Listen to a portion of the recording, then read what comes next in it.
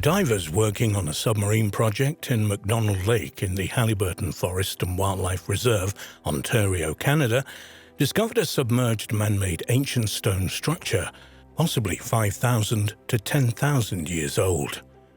For some, this is irrefutable evidence of a long-lost civilization that inhabited the region before the last ice age.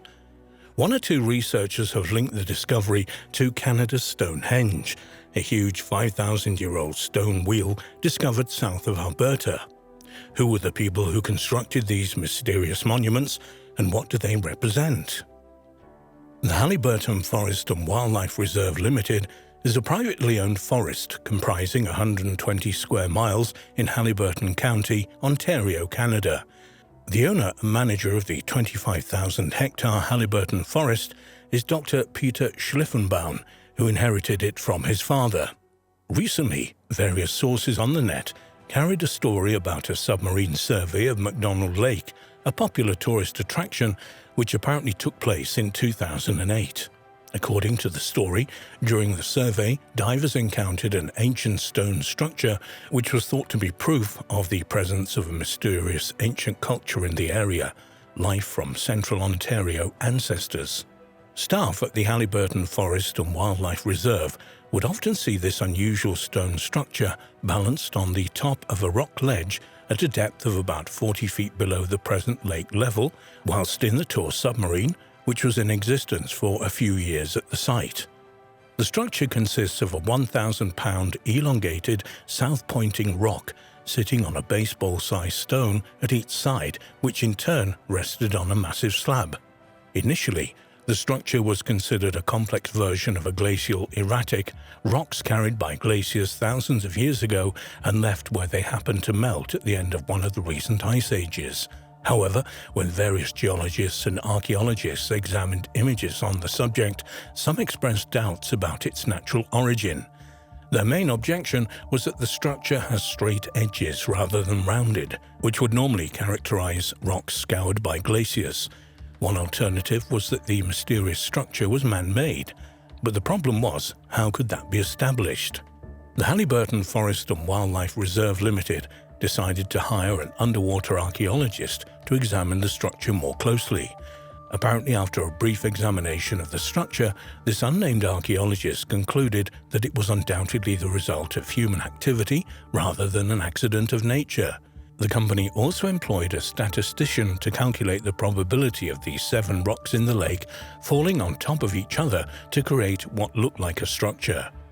The statistician determined that the probability of 7 rocks falling into such positions at the right time and place was almost impossible.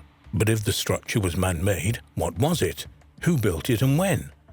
Some researchers think it resembled the prehistoric stone cairns found throughout the world, which serve as monuments, burial sites, markers for ceremonial land, or even navigational aids. Others think it may be a burial chamber or perhaps a dolmen.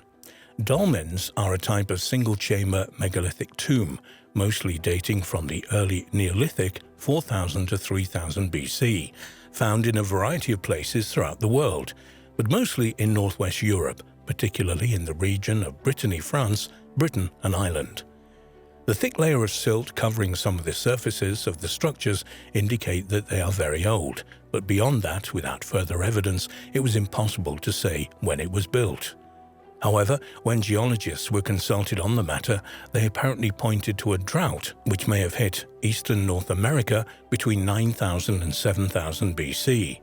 At this time, conditions were so dry that water levels in the Great Lakes were as much as 165 feet lower, and inland lakes like McDonald Lake may well have been at least 40 feet lower than their current levels. If the structure of the McDonald Lake is a prehistoric monument of some kind, why was it situated in such a remote place? One theory is that the sparse local population at the time may have been attracted to the spot by lake trout, often described as glacial relics, as they are a holdover from the Ice Age and live mainly in deep, cold water habitats. One geologist suggested that in prehistoric times, McDonald Lake was not a lake at all, but part of an ancient river system, which made an ideal habitat for the trout. But no prehistoric monuments of the cairn or dolmen type exist in the USA, Canada, or anywhere else in the world dated to anywhere near 9,000 to 7,000 BC.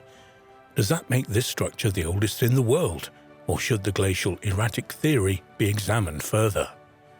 However attractive these explanations for the Lake McDonald structure being a prehistoric monument are, without further evidence obtained in an independent study or excavation unconnected with the Halliburton Forest and Wildlife Reserve Limited, such as contemporary artifacts or signs of man-made tooling marks on the stones, we cannot say this for sure. There are one or two researchers who have linked the underwater structure at Lake McDonald to a mysterious monument known as Canada's Stonehenge. This would make the Lake McDonald prehistoric structure later in date, say around 3000 BC, though still unique to the area. In his 2008 book, Canada's Stonehenge: Astounding Archaeological Discoveries in Canada, England and Wales, author Gordon R. Freeman puts forward the theory that the ancient structure is a prehistoric calendar. A summary of the book on Freeman's website states, "The discovery of a 5,000-year-old sun temple and an ancient time machine, Stone Age calendar, in Canada led scientist Gordon Freeman to groundbreaking discoveries in Stonehenge. During fieldwork and research from 1986 to 2006, Freeman found striking similarities between the surface geometry of the two sites. These similarities push back the boundaries of written history and have far-reaching implications for North American and European history. Could the same mysterious ancient cultures have built Canada's Stonehenge and the Lake McDonald structure? Perhaps they were both related to ancient astronomical observations.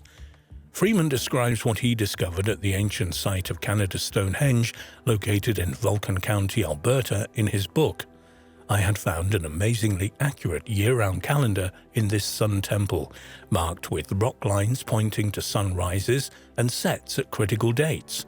I later learned of arguments going on, mainly negative, about whether Stonehenge contained marked observation lines to the summer solstice sunrise and the winter solstice sunset. By applying what I had learned in Alberta to observing sunrises and sets through Stonehenge, I found that an accurate, entire year-round calendar exists in Stonehenge." The term Canada's Stonehenge refers to the monument known by archaeologists and historians as Majorville Medicine Wheel. There are between 70 and 150 Native American stone structures known as medicine wheels spread over the northern United States and southern Canada. Though each individual structure is unique, the shape of the most common type of medicine wheel resembles that of a wagon wheel lying on its side, with a central cairn from which lines of cobblestone radiate outwards to a surrounding ring of stones. The diameter of medicine wheels, as well as the number and length of their spokes, varies. The largest so far discovered has a diameter of around 80 feet. Occasionally, there will be a break in the outer stone circle to allow a stone pathway or entrance into the center of the structure, and sometimes one of the spokes can be considerably longer than the others, perhaps signifying the importance of the direction in which it's pointing. The dates of these medicine wheels also vary considerably, but it is acknowledged that the oldest so far investigated is the Majorville Medicine Wheel, which was started around 5,500 years ago. There is no doubt that the wheel may have served some astronomical function, but it is more probable that this would have been part of a wider ritual use, perhaps involving hunting magic or buffalo fertility. This is not to say that Native Americans were not sophisticated enough to build observatories, far from it, but in one sense, to state that the Majorville Medicine Wheel was built only to make complex astronomical calculations is to apply modern Western ideas from a 21st century technology-dominated era back into the past. This explanation reflects our own concerns with timekeeping, calendars, computers and space, not necessarily those of the Native Americans who built and used Canada's Stonehenge.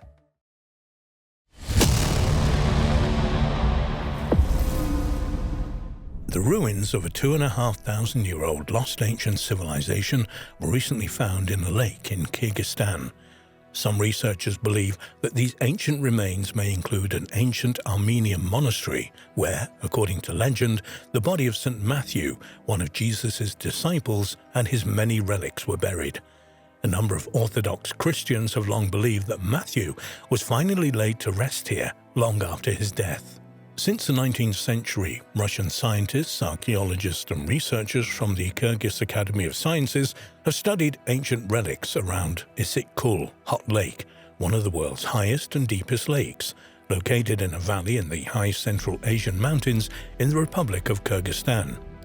Issyk-Kul Lake is 113 miles long, up to 37 miles wide, and has an area of 2,408 square miles. It reaches 2,192 feet in depth. The lake was first mentioned by Chinese and Islamic mapmakers at the beginning of the 8th century.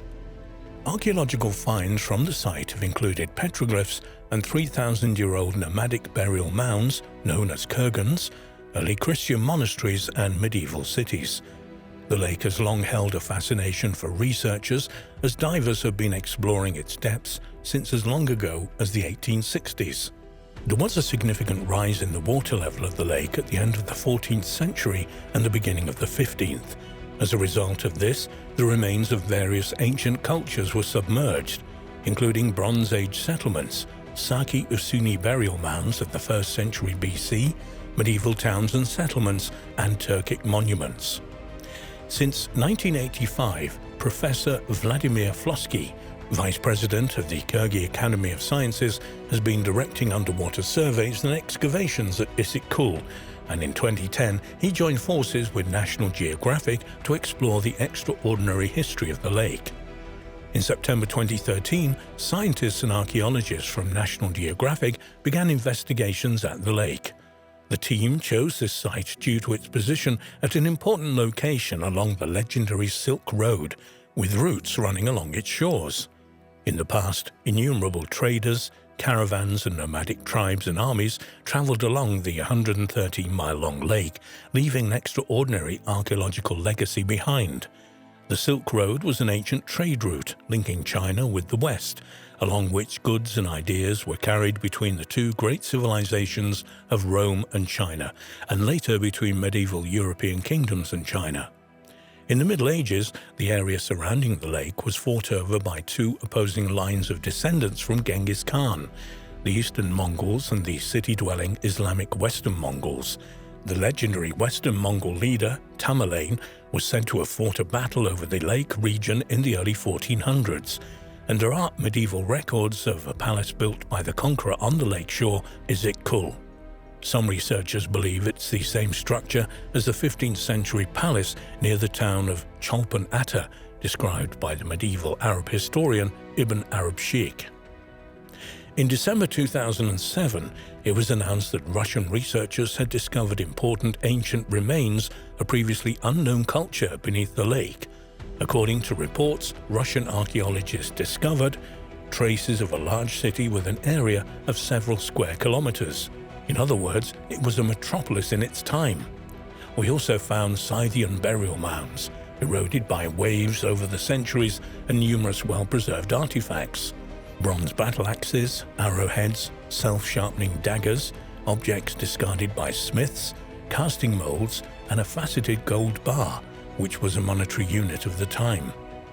In August of 2014, Russian news outlets published a story that divers from Tomsk State University had located another previously unknown ancient settlement beneath the lake, along with 200 artifacts.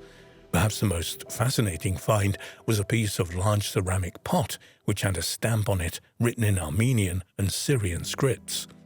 This find may have been supporting evidence for the story that an Armenian monastery existed on this site in medieval times. According to Dmitry Gorn, who led the diving team, the inscribed pot fragment was truly unique. He added, "Experts are now working on the identification of the writings of the stamps, but it's supposed to be Armenian Syrian script. If this proves to be correct, it will be further evidence that there was an Armenian monastery on Issyk-Kul in the 14th century, where, according to the legends, relics of Matthew were stored." There is indeed a tradition that a monastery on this remote lake was the last resting place of evangelist St. Matthew, one of the 12 apostles of Jesus. Intriguingly, when the Russian traveller P.P. Semenov was in Venice in the 1850s, he came upon a copy of the Catalan Atlas from 1375.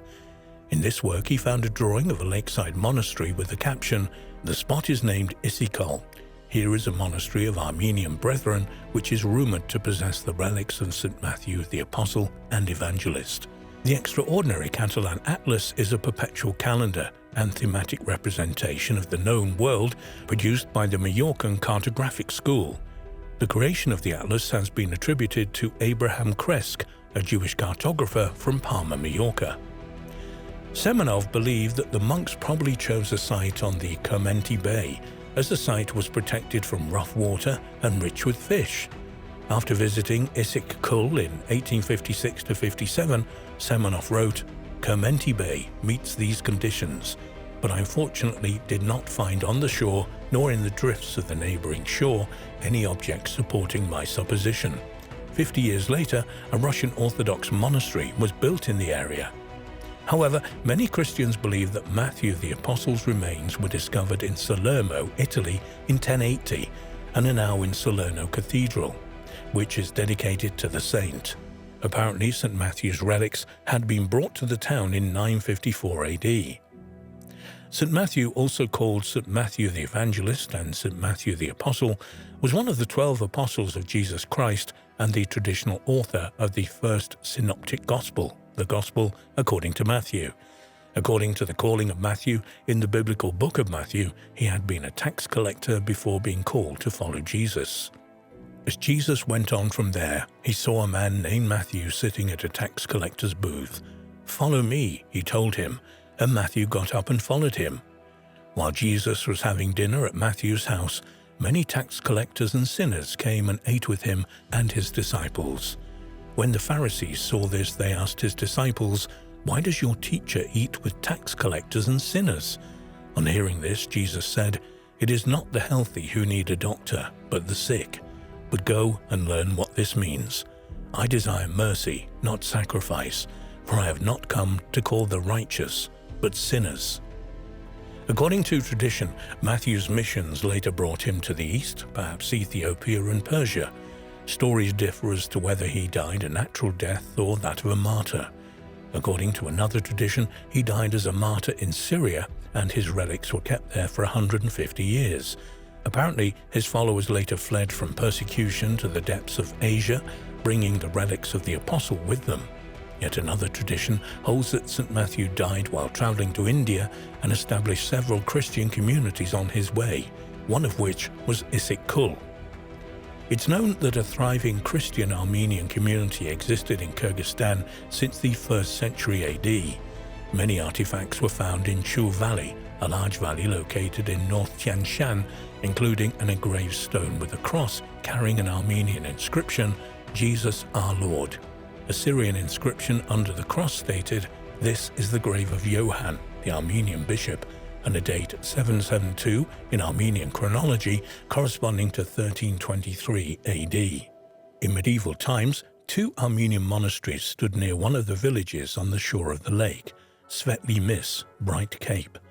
More evidence that the remains of St. Matthew may have ended up in an Armenian monastery on the lake comes from the late 19th century, when Baron Kolbaz, Russian general and explorer of Central Asia, traveled to the site. He wrote, "It is worth noting that not far from the Trinity Monastery, at the confluence of rivers Tayup and Koisu, ruins of an ancient town are found underwater.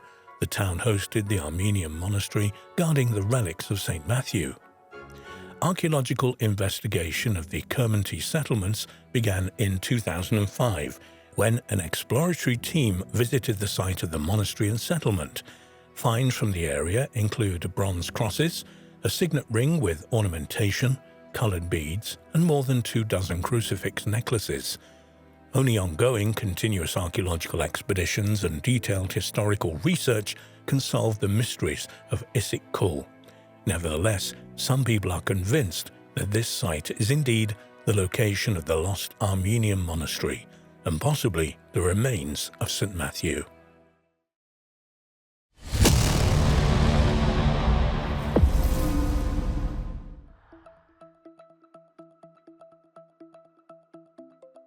The Maltese archipelago consists of 5 islands in the central Mediterranean Sea, positioned 60 miles to the south of Sicily. Only 3 of these islands are inhabited. Malta Island, which is the largest, along with Gozo and Camino.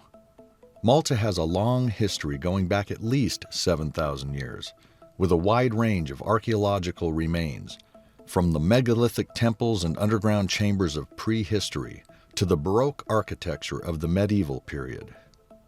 The most spectacular and enigmatic of the ancient remains on Malta are the Neolithic temples and tombs, built 1,000 years before the pyramids.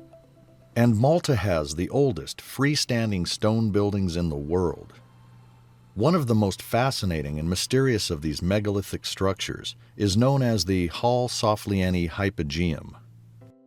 A hypogeum is a subterranean rock-cut chamber of an ancient building, and there are a number of these type of monuments spread across the Mediterranean, in southern France, Sicily, Sardinia, and Crete.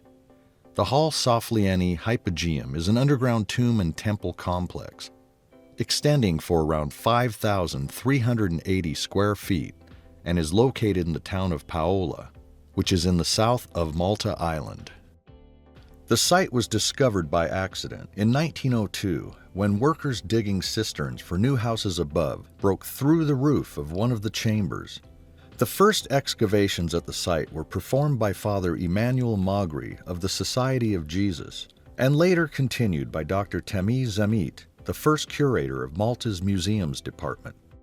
Between 1905 and 1911, Zamit excavated a fascinating collection of archaeological material from the complex, including human remains, pottery, beads, amulets, and figurines, and he wrote a series of reports of his work at the site that was published from 1910 onward. The Hypogeum was first opened to the public in 1908, while excavations were still taking place.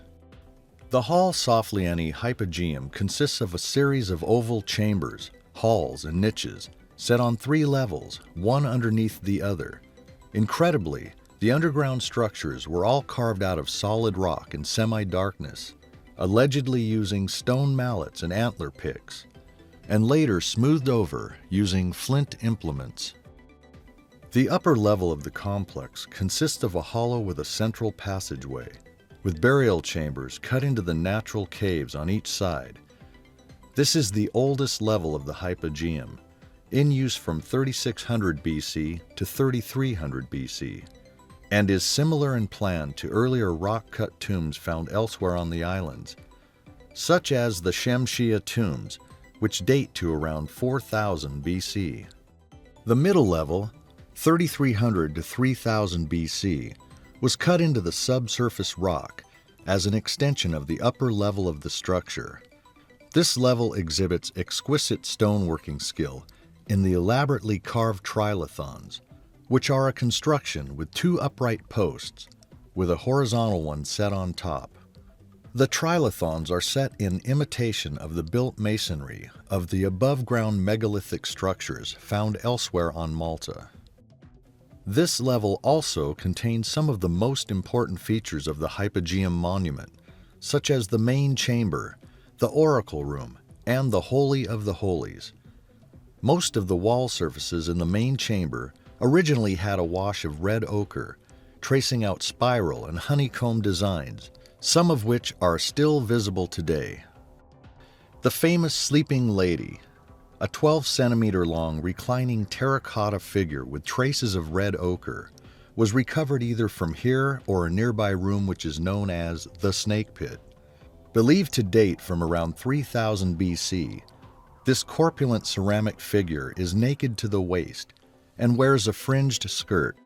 She appears to be in a deep, tranquil sleep on a bed with a rush mattress, along with other similar figurines from the Neolithic sites on Malta and elsewhere in the Mediterranean. The Sleeping Lady has been used as evidence for the theory of universal peace-loving Mother Goddess, or Great Goddess worship in prehistory, proposed by a number of researchers. One interesting theory regarding the Sleeping Lady, whether goddess or not, is that either in a trance or asleep, she may represent a place in the Hypogeum where dreams or trance visions, were interpreted by priests or priestesses. Such a dark subterranean context would have been ideal for the stimulation of such states as it would induce dreams and visions. Alternatively, because the area was used for burials, the statue may be a representation of eternal sleep. The enigmatic sleeping lady figurine is now on display at the National Museum of Archaeology in Valletta, the capital city of Malta. Also on the middle level, the roughly rectangular oracle room has an elaborately decorated ceiling of ochre-painted spirals and a fascinating side chamber, which has the property to amplify and echo a deep human voice. This is referred to as a resonance chamber. Whether this intriguing effect was intentional or not is difficult to say, though the possibility that these strange acoustics were utilized in some religious ceremonies performed in the chambers is an intriguing one. The chamber resonates at an intriguing 111 Hz, which is known to be a healing frequency. Immersing yourself in this frequency can help increase the healing process of internal and external wounds. The Holy of the Holies is perhaps the most elaborately decorated room in the whole complex, with its trilithon door frame and pierced stone or porthole entrance reflecting the architecture of Maltese freestanding Neolithic monuments. The third and lowest level at the hypogeum is 35 feet below street level and has been dated to 3150 to 2500 BC. It consists of a maze of chambers, which were filled with water when discovered in the early 1900s. As there have been no finds of either bones or artifacts from this level, it has been suggested that these chambers here may have been designed as storage for water or grain.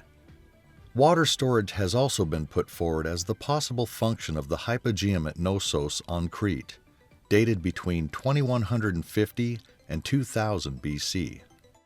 The primary function of the hypogeum site was certainly as a cemetery, as around 7,000 skeletons have been found in the chambers, ranging in date from 3600 to 2500 BC.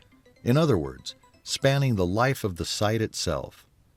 This amount of human remains is significantly higher than the tombs could have housed at any one period, indicating, along with the dates of the skeletons, that the complex was used for burials over several centuries. The fact that no human remains were discovered in some rooms, such as the Holy of Holies, would suggest other functions for these parts of the site. Perhaps they were used for funerary rituals involving priests contacting the ancestors. An interesting clue to one of the original functions of the hypogeum is the resemblance of the site to natural caves. The near darkness of the original subterranean chambers and passageways is a little difficult to imagine nowadays with the brightness of the artificial lighting at the site. But originally, whoever was allowed to venture down into the depths of the hypogeum would only have had the dim light of animal fat lamps to help them through the maze of rooms, passageways, and niches. Perhaps what took place inside the hypogeum involved some kind of procession or ritual initiation through the disorienting labyrinth structure, which included passing through porthole entrances into particularly restricted shrines. Such a mysterious subterranean structure as the hypogeum is bound to generate its own legends and folklore. Indeed, there are a host of legendary tales associated with the hypogeum, from disappearing parties of school children to subterranean monsters and underground alien bases. The majority of these stories can be traced back to an article by Richard Walter in the August 1940 edition of the National Geographic magazine entitled Wanderers Awheel in Malta. This wartime piece discusses the various underground passageways on Malta being used as part of the fortifications and defense system of the island. It also states that at one time it was possible to traverse the island using these tunnels, but the government closed the entrances to these tunnels after school children and their teachers became lost in the labyrinth while on a study tour and never returned. Apparently, the parents of the children claimed they could hear cries of the children for weeks afterwards, coming from under the ground in several parts of the island. as if some strange phenomena was beckoning others to their doom. In this single article from the National Geographic lies the origin of a host of contemporary folklore about disappearances and secret tunnels underneath the hypogeum, which has been mostly built up on the internet. The problem is that the original National Geographic article cites no sources for the tale, and no contemporary accounts of the tragedy have ever been discovered. The hypogeum is not mentioned by name in the article, so we are not even sure if the alleged incident even occurred there. The story has the ring of local folklore, perhaps a tale concocted to keep children away from the dangerous tunnels. It also brings to mind the mysterious disappearance of the Australian schoolgirls in Joan Lindsay's novel, Picnic at Hanging Rock, 1967, for many years believed to be a true incident, despite the protestations of the author of the novel. Thanks to a number of stories published first in the 1960s and copied on the internet over the past decade or so, the folklore of the alleged hypogeum disappearance has taken on a life of its own. According to these stories, which conveniently don't cite any sources, 30 children vanished with their teachers while on a study tour of the hypogeum. New elements, with no foundation in fact whatsoever, were added to the archaeology of the hypogeum site itself to make the supposed disappearance more lurid. So we have 30,000 bodies discovered by archaeologists in the chambers, not 7,000. And the remains were all human sacrifices to some underworld god. In the best traditions of the modern folklore of underground archaeological sites, the tunnels underneath the hypogeum are said to stretch for hundreds of miles, all the way to the catacombs underneath Rome. Improving on the original National Geographic article, we are told that a British embassy worker, or in some accounts, an American tourist, called Miss Lois Jessup, discovered a series of tunnels underneath the lower level of the hypogeum, and in an unexplored cavern, she encountered several large hairy creatures with strange powers. Apparently, she later learned that this was the same cavern where the children and their teachers had disappeared sometime in the 1940s, after which the entrance of the hypogeum was sealed off and nobody was allowed to investigate the site. From working at the British Embassy, Miss Lois Jessup went on to become secretary of the New York Flying Saucer Information Bureau. The sources for these bizarre stories include a 1960s printed lecture by one-time director of Borderland Sciences Research Foundation, Riley Crabb, called The Reality of the Cavern World, and a chapter, Malta, Entrance to the Cavern World, in a 1966 book entitled Enigma Fantastique, by W. Gordon Allen, essentially a reprint of the Crabb article. There is one element of these bizarre legends about the hypogeum that has some truth to it, however. The site was indeed closed for a number of years between 1992 and 1996, though not because of any mysterious disappearance in its tunnels. The reason was that major conservation work was being carried out due to the damage being done to the limestone walls by years of visitors exhaling carbon dioxide in the enclosed space. To protect against this damage, numbers are now restricted to 80 pre-booked visitors per day, and a microclimate has been installed above the underground chambers to regulate air temperature and humidity. In 1980, the fascinating Hall Sofflieni hypogeum was added to UNESCO's World Heritage List.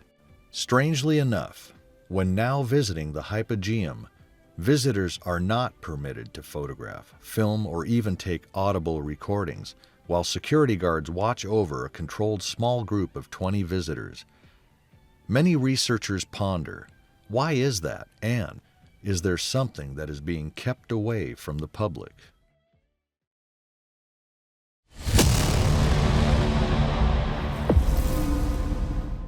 Recent research in Brazil has revealed the discovery of an ancient megalithic observatory built at least 5 centuries before the European conquest of the Americas began. This finding, along with other archaeological fascinating discoveries in Brazil in recent years, which include giant land carvings, Remains of fortified settlements and complex road networks are challenging the earlier views that the Amazon had been untouched by humans except for small nomadic tribes. Nearly all the discoveries were made after a period of widespread deforestation in the Amazon in the early 90s through to the mid-2000s. The archaeology of the Amazon. For decades, the Amazon was thought by archaeologists to have been almost uninhabited rainforest, but recently were made after a period of widespread deforestation in the Amazon in the early 90s through to the mid-2000s. For decades, the Amazon was thought by archaeologists to have been almost uninhabited rainforest, but recently researchers have been finding new evidence that the area was in fact a hive of human activity and home to millions of people. In March 2018, a study funded by National Geographic and the European Research Council Project PAST revealed details of 81 sites in the previously unexplored territory of the Amazon's upper Tapajós basin. Settlements discovered in the area ranged from small villages of around 100 feet wide to a large site covering 19 hectares. The sites were first discovered by satellite imagery of the area revealed by deforestation. The remains of the settlements are represented by ditches enclosing the sites for fortification, sunken roads, and earth platforms on which houses would once have stood. Dr. Jonas Gregoria de Souza from the University of Exeter was the first author of the study. He said regarding the findings and the distribution of the sites, "The idea that the Amazon was a pristine forest, untouched by humans, home to scattered nomadic populations, we already know that was not true.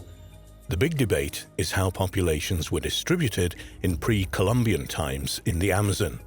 The idea was that in the areas that are located further away from the main rivers, populations maybe were actually smaller and they had a negligible impact on the environment. We demonstrated that these regions may have had pretty large populations as well as in the past."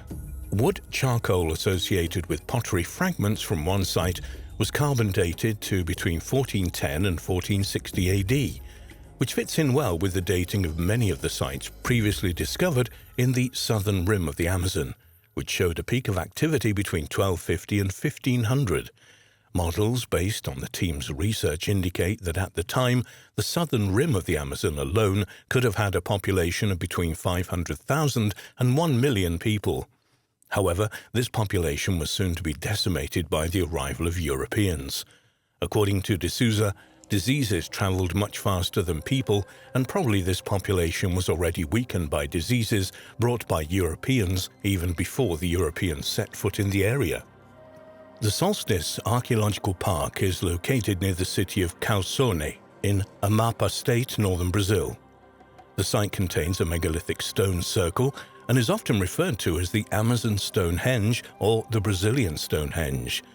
The megalithic site, which is located on a hilltop on the bank of the Rio Grande River, consists of 127 upright blocks of granite, each of up to 13 feet in diameter and weighing several tons, standing evenly paced in a circle measuring over 98 feet in diameter.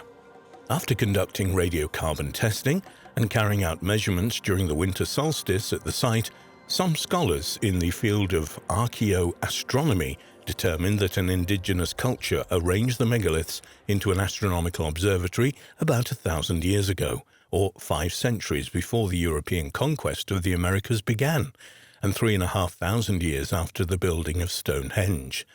Archaeologists theorize that the site, referred to in academic sources as APCA-18, was constructed by a sophisticated indigenous people for astronomical, ceremonial, or burial purposes, or even a combination of all three. One of the stones at the site has a circular hole carved into it.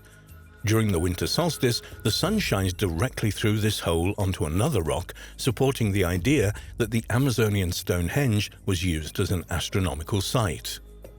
According to the New York Times, the site was discovered by a cattle rancher named Lealsan Camilo de Silva. Apparently, de Silva was removing trees in the late 1990s to make land for his cattle to graze on when he discovered the stones. In reality, de Silva already knew they were there, having initially found them in the 60s, but he said he had avoided the site because he felt that it was sacred. Recently, hundreds of huge earthworks known as geoglyphs have been discovered in western Brazil, revealing the last remnants of land used by ancient societies before the dense foliage of the Amazon rainforest concealed them centuries ago. The peak period of forest burning to clear land happened between 2300 and 1400 years ago, during which the first earthworks are believed to have been constructed. While the form and extent of these sites can be determined using aerial observations, researchers are still not sure what the original purpose of the sites was. Many of the structures are unlikely to have been villages, as excavation at the sites has not revealed the substantial amounts of cultural artifacts which would be expected if they had been habitation sites. The layout of the sites also suggests that they weren't built for defensive purposes. One explanation which has been put forward is that the areas were used for ritual gatherings of some kind, and so would have been visited only intermittently by those who once lived in the area. Archaeologist Jennifer Watling has compared the layout of the sites with England's Stonehenge, saying, "It's interesting to note that the format of the geoglyphs, with an outer ditch and inner wall enclosure, are what are classically described as henge sites. The earliest phases at Stonehenge consisted of a similarly laid out enclosure." In November 2020, it was announced in the press that one of the world's largest collections of prehistoric rock art had been discovered in the Amazonian rainforest. The discovery, described as the Sistine Chapel of the Ancients, consisted of tens of thousands of paintings of animals and humans created up to 12,500 years ago on cliff faces stretching across nearly 8 miles in Colombia. The date of the artwork was based partially on images of now extinct Ice Age animals, such as the mastodon, a prehistoric relative of the elephant that had been extinct in South America for at least 12,000 years. There are also depictions of Paleolama, an extinct camelid, as well as giant sloths and Iron Age horses, all seen at first hand and painted by some of the very first humans ever to reach the Amazon. Other images include fish, turtles, lizards and birds, as well as people dancing and holding hands, with one figure wearing a mask resembling a bird with a beak. The incredible discovery was filmed for a major Channel 4 series called Jungle Mystery: Lost Kingdoms of the Amazon. The documentary's presenter, archaeologist and explorer Ella Al-Shamahi, said of the extraordinary findings, "This site is so new they haven't even given it a name yet." The discovery was made by a British Columbian team funded by the European Research Council. The researchers' team leader, a professor of archaeology at Exeter University and a leading expert on the Amazon and pre-Columbian history, said, "When you're there, your emotions flow. We're talking about several tens of thousands of paintings. It's going to take generations to record them. Every turn you do, it's a new wall of paintings. We started seeing animals that are now extinct. The pictures are so natural and so well made that we have few doubts that you're looking at a horse, for example. The Ice Age horse has a wild, heavy face. It's so detailed, we can even see the horsehair. It's fascinating." The site of the discovery is so remote that after a 2-hour drive, a team of archaeologists and filmmakers had to trek on foot for around 4 hours to find it. Even after arriving at the site, the team found that some of the paintings were placed so high up that they could only be viewed with drones. Al-Shamahi remarked on the incredible depiction of Ice Age life in the Amazon as suggested by the newly discovered paintings. One of the most fascinating things was seeing Ice Age megafauna, because that's a marker of time. I don't think people realize that the Amazon has shifted in the way it looks. It hasn't always been a rainforest. When you look at a horse or mastodon in these paintings, of course, they weren't going to live in a forest. They're too big. Not only are they giving clues about when they were painted by some of the earliest people, that in itself is just mind-boggling. But they're also giving clues about what this very spot might have looked like, more savanna-like.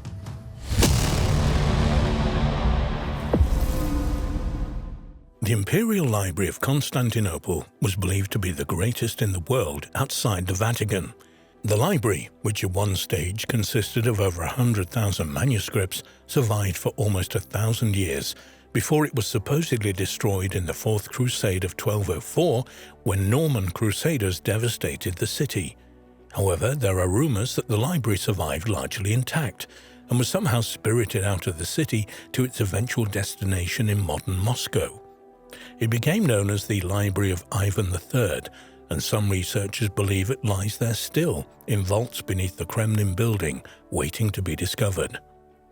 Standing on a triangular peninsula between Europe and Asia, modern Istanbul, formerly Constantinople, ancient Byzantium, is the largest city and principal seaport in Turkey. The city's original name, Byzantium, possibly derives from that of Byzas, as leader of the Greeks from the city of Megara, west of Athens, who, according to legend, captured the peninsula from pastoral Thracian tribes and constructed the town around 657 BC. In 196 AD, the Roman Emperor Septimius Severus burned the town for opposing him in a civil war, afterwards rebuilding it and naming it Augusta Antonina in honor of his son.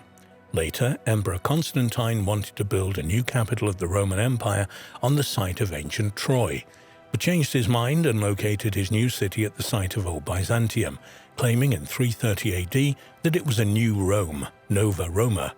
Soon afterwards, however, it was renamed Constantinople after the emperor.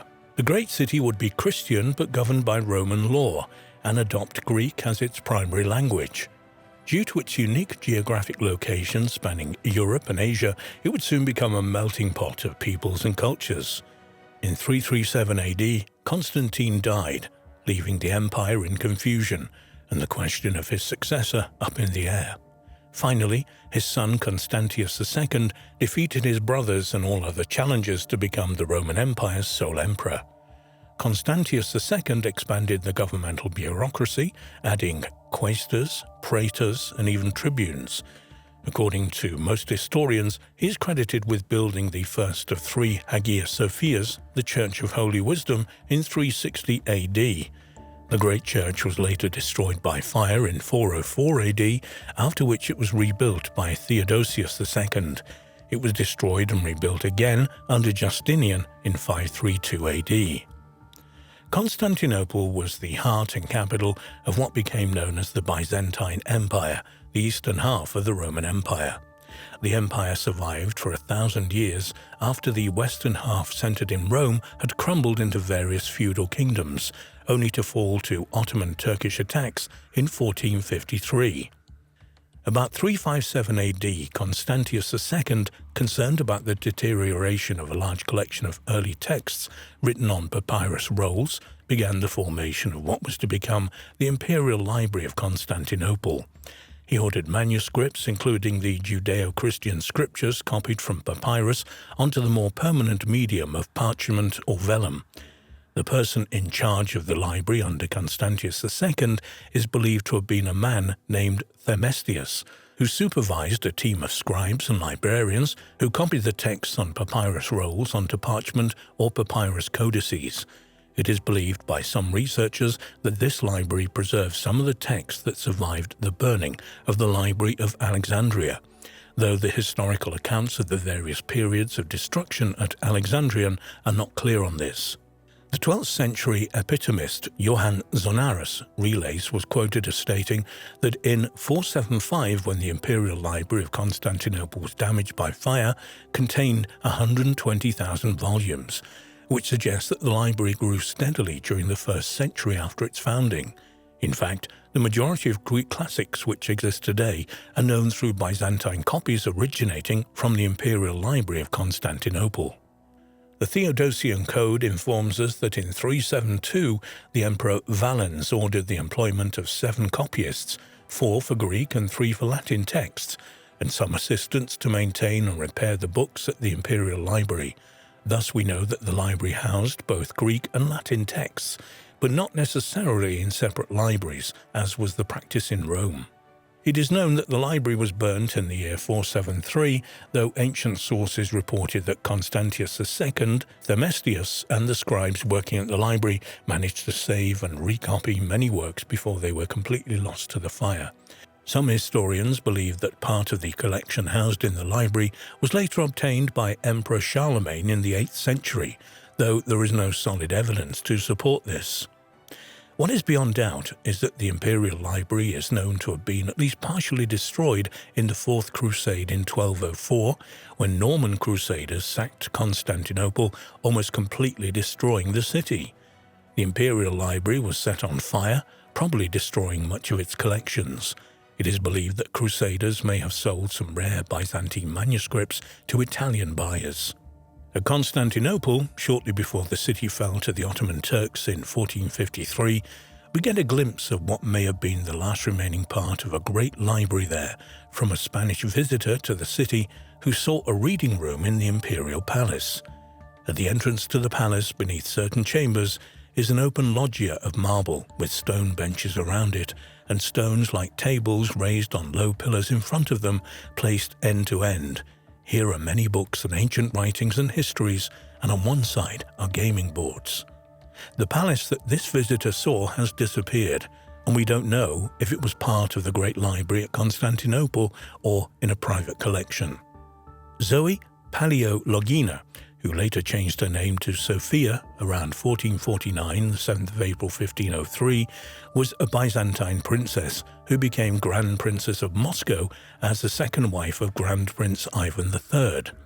Known as Sophia of Byzantium, she was the niece of the last two Byzantine emperors, and her marriage was proposed by Pope Paul II in 1469, either in the hope of strengthening the influence of the Catholic Church in Russia or of unifying the Orthodox and Catholic Church.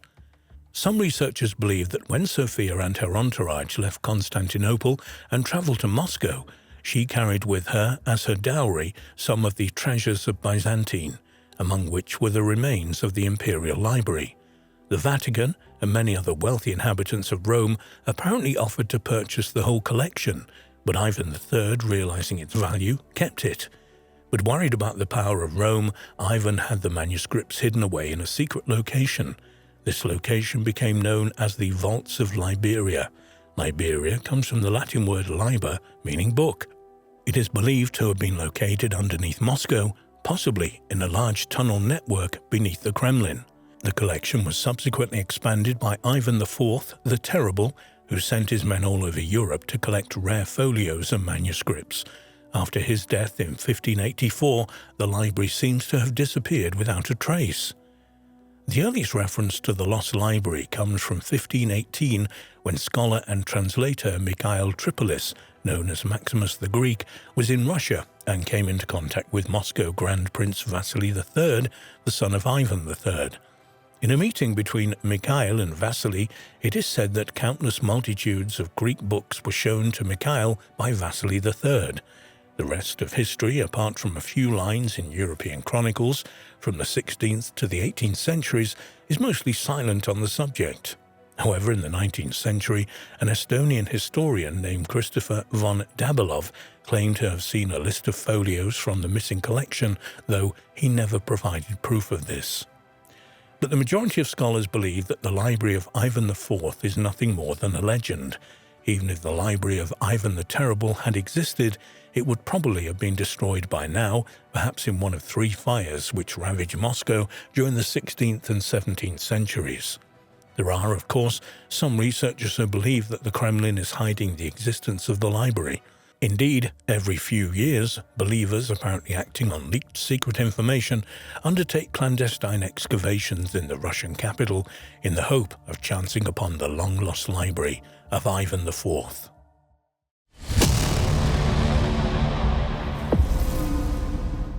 Nan Madol is located near the southern side of the Federated States of Micronesia and is the only ancient city ever built on top of a coral reef. The ruined city is one of today's great archaeological mysteries and is sometimes interpreted as the remains of one of the lost continents of Atlantis, Lemuria, or Mu. In fact, Nan Madol was one of the sites James Churchward identified as being part of the lost continent of Mu in his book, The Lost Continent of Mu, Motherland of Man. The ruins of the ancient city complex of Nan Madol are located on a coral reef in a lagoon on the minuscule town of Temwen, close to the eastern shore of the island of Pompey in the federal states of Micronesia. Nan Madol is composed of 92 artificial islands spread over 200 acres. Surrounded by water on 3 sides with a stone wall enclosing the complex, the city complex is sometimes referred to as the Venice of the Pacific. Although there is evidence of human activity at the site dating back to the 1st or 2nd century BC, the construction of artificial islets did not begin until around the 8th and 9th century AD. The majority of the megalithic structures were built from the 13th to the 17th centuries by the Sordeleurs, descendants of 2 brothers possessed of magic powers who founded a religious community in the 6th century AD based on the worship of the sea. The focus of the whole megalithic complex is the royal mortuary at the islet of Nandawas, with its 20-foot-high walls surrounding the central tomb enclosure. Throughout its 500-year existence, the city was a political and ceremonial seat of power, serving as a religious center, a royal residence, a fortress, an urban marketplace, and the seat of local government. The population of Nan Madol during its heyday was probably over 1,000 people, the majority of whom were commoners serving the nobility. At the beginning of the 13th century AD, the island of Pohnpei is thought to have been conquered and unified by the mysterious Sordeleur dynasty, and it was then that the spectacular complex was constructed as a ceremonial and political seat for a new royal line. The Sordeleur line was brought to an end in the 1500s by exiled Pompeian warrior Eso Kelekel. The new chiefs, known as Namwaki, occupied Nan Madol for a couple of hundred years, but by the 1800s, when the first Europeans arrived, the site was deserted. Why remains one of the many mysteries of this incredible site. There are certainly mysteries surrounding Nan Madol. Some of the stones and columns at Nan Madol are so substantial that no one has been able to work out how the site was constructed. The Pompeians had nothing to fix the stones together like concrete, nor are they known to have had diving equipment, so it's a mystery how they sank the heavy stones into the lagoon. A clue to how the transportation of the great megaliths were moved may lie in crystal basalt columns discovered at the bottom of the lagoon near Tenwen Island and on the shores of other islets in the area, which would suggest that the stones were transported by raft. According to local legend, the stones used in the construction of Nan Madol were magically flown to the site by the 2 brothers who supposedly founded the complex. Although archaeologists have located several possible quarry sites on the main island, the exact method of transportation of the construction material has still not been determined. But the site of Nan Madol has been linked with much greater enigmas than the method of its construction. One controversial theory connects the site with lost continents beneath the Pacific Ocean. Lemuria and Mu are interchangeable names given to the lost land believed to have been located somewhere in either the southern Pacific or Indian Oceans. This ancient continent was apparently the home of an advanced and highly spiritual culture, perhaps the mother race of all mankind, but it sank beneath the waves many thousands of years ago as a result of a geological cataclysm of some kind. The thousands of rocky islands scattered throughout the Pacific, including Easter Island, Tahiti, Hawaii, and Samoa, have been claimed by some to be the only surviving remains of this once great continent. Lemuria, the alternative name for the lost continent, also originated in the 19th century. Ernst Heinrich Haeckel, from 1834 to 1919, a German naturalist and supporter of Darwin, proposed that a land bridge spanning the Indian Ocean separating Madagascar from India could explain the widespread distribution of lemurs, small, primitive tree-dwelling mammals found in Africa, Madagascar, India, and the East Indian archipelago. More bizarrely, Haeckel also suggested that lemurs were the ancestors of the human race and that this land bridge was the probable cradle of the human race. Other well-known scientists, such as the evolutionist T.H. Huxley and the naturalist Alfred Russel Wallace, had no doubt about the existence of a huge continent in the Pacific millions of years previously, which had been destroyed in a disastrous earthquake that submerged it between the waves, much as Atlantis was thought to have been drowned. Before the discovery of continental drift, it was not unusual in the mid-late 19th century for scientists to propose submerged land masses and land bridges to explain the distribution of the world's flora and fauna.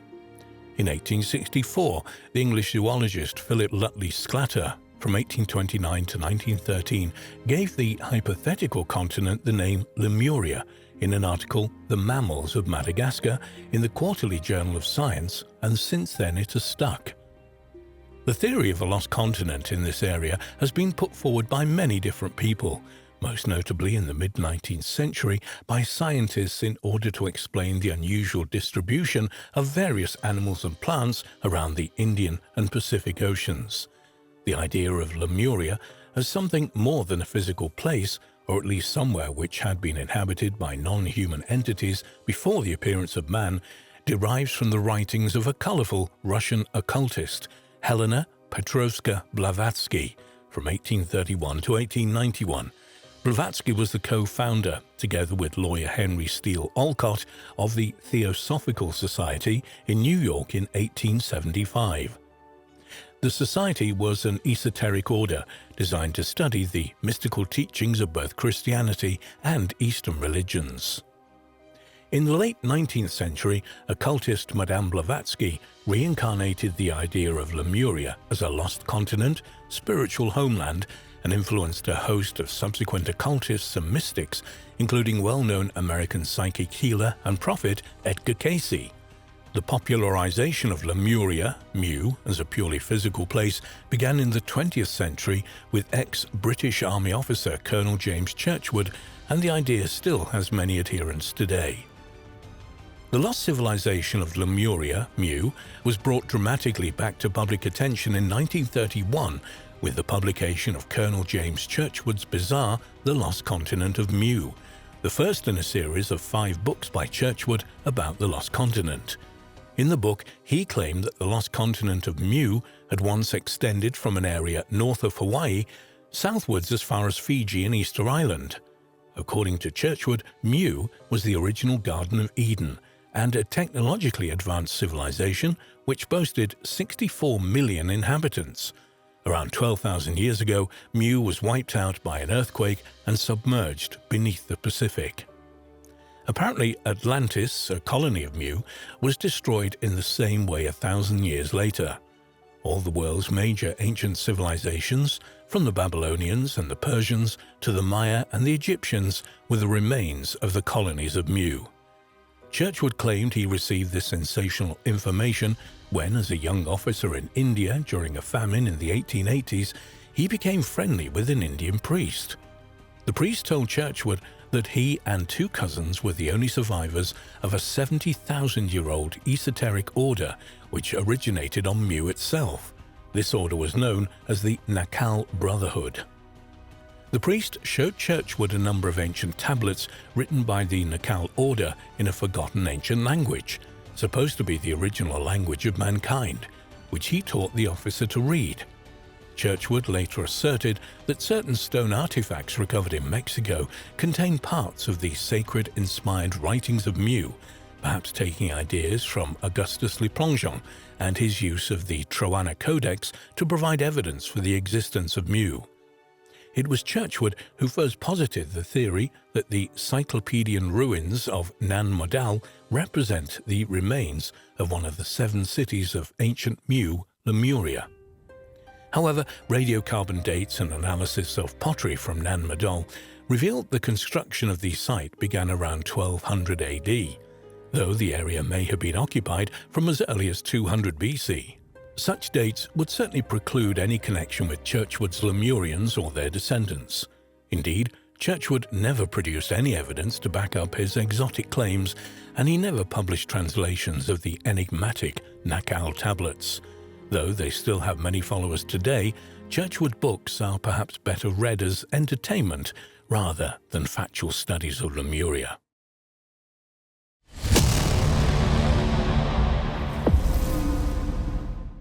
A 2nd century map of Germania by the ancient Egyptian Greek scholar Ptolemy has always baffled scholars, who have been for centuries unable to relate many of the places depicted to known settlements.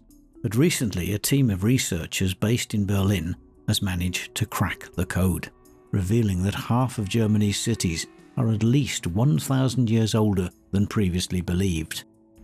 Ptolemy was an Egyptian scholar of Greek descent who flourished in the city of Alexandria during the 2nd century AD. He was an astronomer, mathematician and geographer, and a large part of medieval astronomy and geography were built on his ideas. His astonishing world map, published as part of his treatise Geography in the 2nd century, was the first to use longitudinal and latitudinal lines. Ptolemy based his maps mainly on the maps and writings of Marinus of Tyre, about 100 AD, of whom, however, he was highly critical. Ptolemy did use other sources which have not been traced, and also added more current information available to him at the time, mainly concerning the Asian and African coasts of the Indian Ocean. He would also have made use of astronomical and geographical specialist literature available in the Great Library of Alexandria. Ptolemy is also well known today for his geocentric or Earth-centered model of the universe, now known as the Ptolemaic system. In Ptolemy's great 13-volume work, the Syntaxis, also known as the Almagest, Ptolemy made some startling observations. When compared with modern astronomical tables, some of them are so accurate that Isaac Newton claimed he couldn't have made them with the instruments he said he used. Frustratingly, some of Ptolemy's other observations are full of errors. Ptolemy also wrote a treatise on astrology called Astrological Influences, in which he stated his belief that astrology was a legitimate science which describes the physical effects of the heavens on life on Earth. Ptolemy's Geography was written around AD 150 in 8 volumes and contained 26 maps in coloured ink on dried animal skin. It was essentially what today would be called an atlas, though unfortunately his maps have subsequently disappeared and nothing remains of the work but his index. His work was painstakingly copied by hand at the time and redistributed, but many of his maps were not redrawn when copies were made. The majority of copies known to exist today do not include Ptolemy's original drawings. Instead, the books include maps made hundreds of years later based on his descriptions. However, over the years, various scholars have been able to redraw Ptolemy's maps accurately from the longitudes and latitudes in degrees for roughly 8,000 locations on his world map. So in essence, what we have in Ptolemy's map is a clear and thorough picture of the world as it was known by an inhabitant of the Roman Empire at its height. This vast world extended from the Shetland Islands north of Scotland to the sources of the Nile in Uganda in the south, from the Canary Islands in the west to China and Southeast Asia in the east. Ptolemy believed the world as it was known then covered about a quarter of the Earth's surface, and in this he was fairly accurate. Like numerous ancient books and scholarly works, especially those housed at the now disappeared library at Alexandria, Ptolemy's geography was lost for over a millennium to Western scholarship. But towards the end of the 1400s, during the Renaissance period, his work was rediscovered and translated into Latin, the language of Western scholars at the time. The work became popular once again and over 40 editions were printed. In fact, it wouldn't be going too far to say that the new edition caused a sensation, challenging the very foundation of medieval map-making, which had been that map-makers up until then had based the sizes of countries and cities on their importance rather than on mathematical calculations.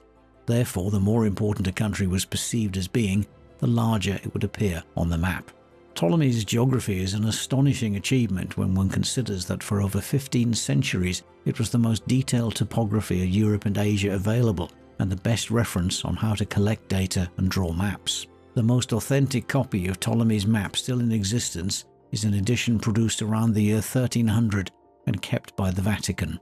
Ptolemy's incredible atlas was in the news again recently when a new study of it was made by a team of classical philologists, mathematical historians, and surveying experts at Berlin Technical University's Department for Geodesy and Geoinformation.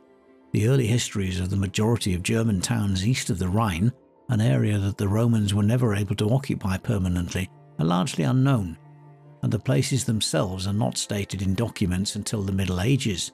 Logically, this should mean that the cities date back no more than 500 years or so. However, the researchers from Berlin Technical University Science have been able to challenge this assumption by producing an incredible map of Central Europe as it was 2,000 years ago, based on Ptolemy's geography.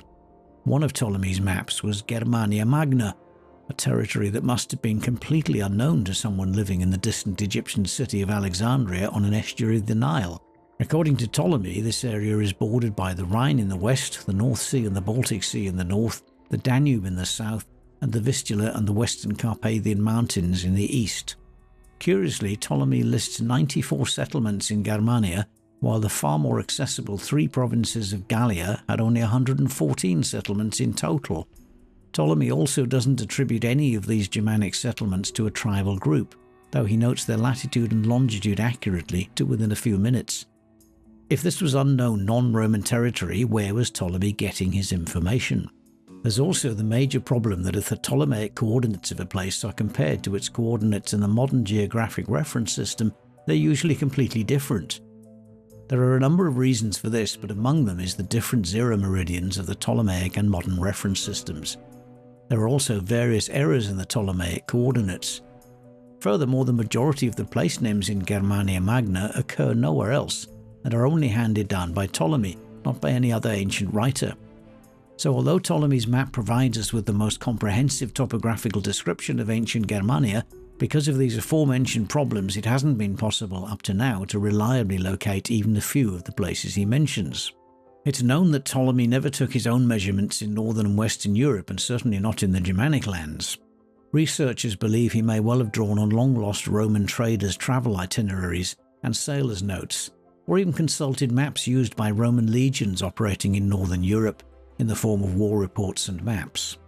But the answer to the puzzle of Germania's ancient settlements has never been found. Until now, that is. For the first time, a team of experts combining skills in the field of surveying and mapping came together to try and solve one of Ptolemy's map's many mysteries. The Berlin-based team examined the data on Ptolemy's map of Germania Magna for 6 long years, developing a so-called geodetic deformation analysis that would hopefully correct the map's mistakes. One of the results of their work is the pinpointing of the hometowns of the legendary Germanic figures Siegfried and Arminius to within 6 to 12 miles. The team even produced a book, Germania and the Island of Thule, about their fascinating project. Although the copy of Ptolemy's geography held by the Vatican is thought to be the oldest, the Berlin team was somehow able to get hold of copies of a parchment which had been tracked down to Topkapi Palace in Istanbul, Turkey, once the residence of the Ottoman sultans. The priceless document consisted of unbound sheepskin pages with writing in Roman capital letters. This is now believed to be the oldest edition of Ptolemy's work ever discovered.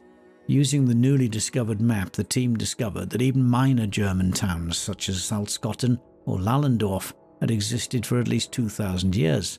They found that Trever, located at the confluence of the Elbe and Alster rivers, was the precursor to Hamburg, and that Leipzig was known as Aregalia. In essence, these discoveries show that half the cities in Germany are now 1,000 years older than previously believed. Another fascinating aspect of the research has been the fact that a large amount of Ptolemy's coordinates for ancient German settlements often turn out to coincide with sites where archaeologists have previously found Gothic or Teutonic houses and large elaborate tombs erected for tribal princes.